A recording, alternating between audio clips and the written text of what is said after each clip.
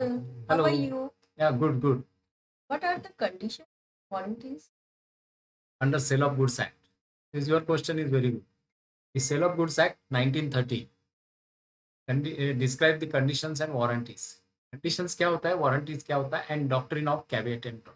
ये भी हम डिस्कस करें, बात करें.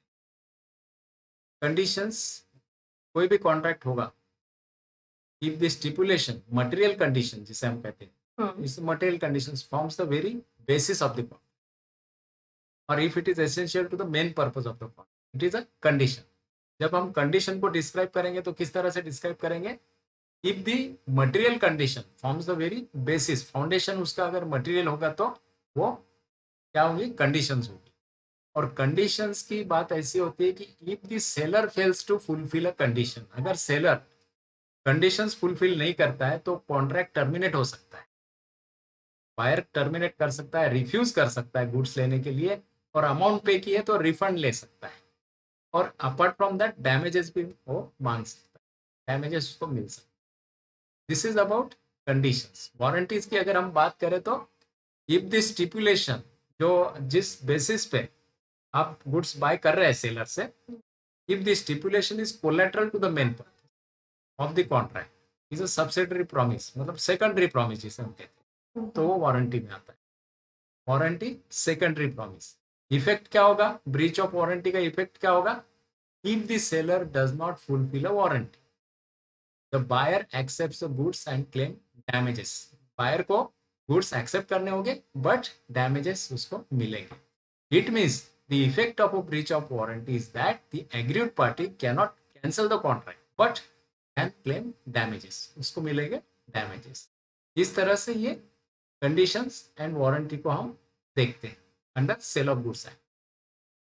ओके, अभी इसमें कभी कभी क्या होता है, कंडीशंस हमने देखा है, अभी कंडीशन एकदम डिफरेंट है वारंटी से, बट कंडीशन वारंटी हो जाती है कभी कभी. कौन से कंडीशन में? अगर बायर वेव कर देता है. For example here we are saying if buyer waives the condition और buyer treats the breach of condition as a breach of warranty, तो वो वारंटी हो जाएगा, वारंटी में आ जाएगा. And then indivisible contract case में क्या होगा? बायर एक्सेप्ट द गुड्स, उसने अगर एक्सेप्ट कर लिया तो भी वो वारंटी हो जाएगी उसकी, तो उसको क्या मिलेगा? डैमेजेस मिलेगा. You got it? You Yes. Got this? Okay. Thank you Yes, so much. yes, yes. This is about so far as the conditions and warranties. And then this what you are asking about the caveat emptor, right? तो caveat emptor, let the buyer be aware. क्या होता है, बहुत बार क्या होता है, buyer की responsibility होती है गुड्स लेते वक्त.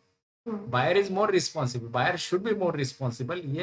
ये डॉक्ट्रिन का मतलब है. ये डॉक्ट्रिन क्या कहती है, प्रिंसिपल क्या कहता है? It is for buyer to satisfy himself that the goods which he is purchasing are of the quality which he requires.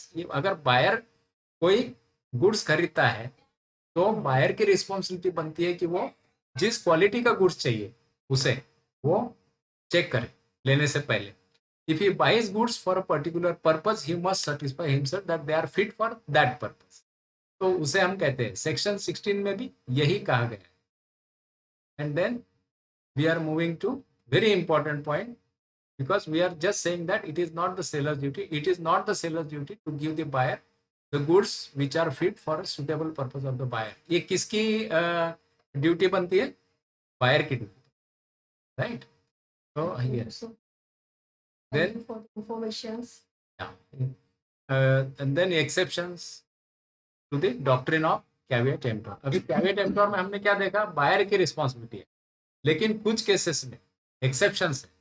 वो एक्सेप्शंस कौन से है? सेलर ने अगर वो फॉल्स रिप्रेजेंटेशन से बेचा, मतलब गलत इंफॉर्मेशन देखी, तो then buyer is not responsible. वहां पे ये प्रिंसिपल नहीं चलेगा. सेकेंडली, यहाँ पे हमने कहा है कि वो कोई भी बात छुपाता है प्रोडक्ट को लेके, डिफेक्ट है, but if he is not disclosing it seller, तो भी बायर को प्रोटेक्शन मिलेगा. That way it is there. And another thing is that उसके स्किल और जजमेंट पे वो डिपेंड रहा सेलर के, और buyer was always thinking that seller के पास स्किल है, जजमेंट है, तो वो चलेगा. तो इसीलिए वो रिलाई करता है सेलर के ऊपर.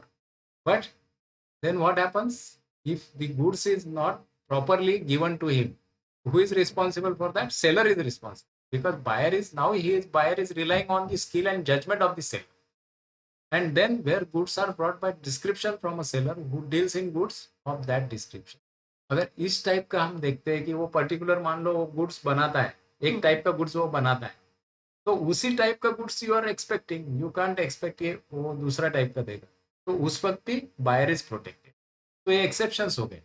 Late the buyer be aware के ये डॉक्ट्रिन ऑफ कैविएट एम्पटर के ये एक्सेप्शंस हो.